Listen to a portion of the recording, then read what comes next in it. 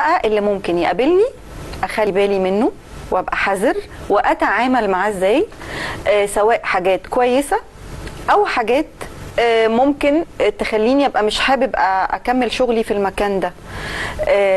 قلنا ان حد ممكن يكون يعني بيغير، مش عايز حد يجي عليه ياخد مكانه، لا بتوصل انه ممكن يوقعه في اخطاء يكون هو ما عملهاش اصلا. فهيتعامل مع ده ازاي او يبقى حذر ازاي؟ انت رأيك ايه؟ طبعا انا رأيي ان لازم هو يركز في نفسه الاول او على نفسه. دي اول حاجة يعملها. تاني حاجة يبدأ بقى يعني لازم نبقى اجتماعيين. لازم نحاول نكسب الناس اللي حوالينا بأي شكل. صح. لان لو ما عملناش كده احنا مضطرين كده نتعامل مع اللي حوالينا. يعني حبيتي ما حبيتيش كده انت هتتعاملي معاهم.